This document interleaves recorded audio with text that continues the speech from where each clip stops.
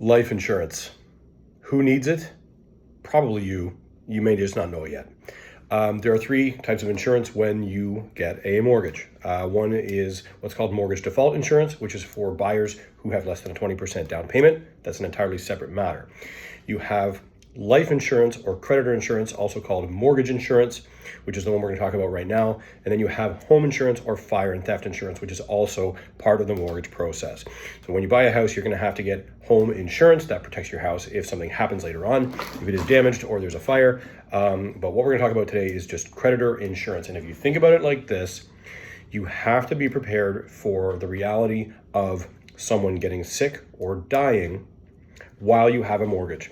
If you are a single earner and you don't have any dependents, then your life insurance need might be very different. If you are a dual household earner and something happens to one of you, you have to ask yourself the question, how will the other person make mortgage payments if someone dies? Okay, not really a pleasant conversation, but it's a very, very, very important one to have.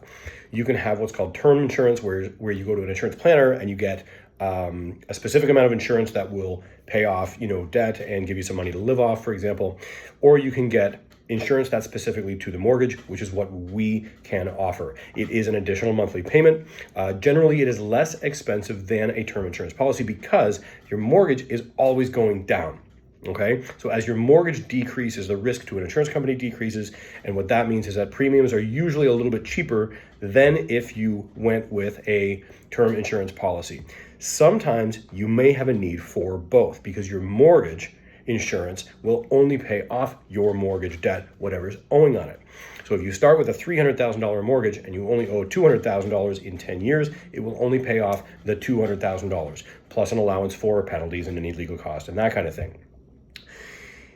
It won't cover funeral expenses, money to live off of, childcare if you need it, and those kinds of things.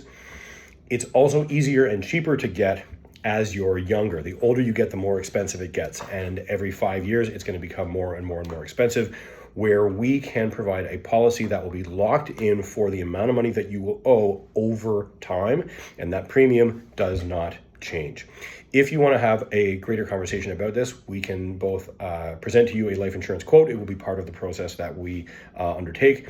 And also we can refer you to an insurance planner to make sure that your overall insurance needs are taken care of. That's all for now.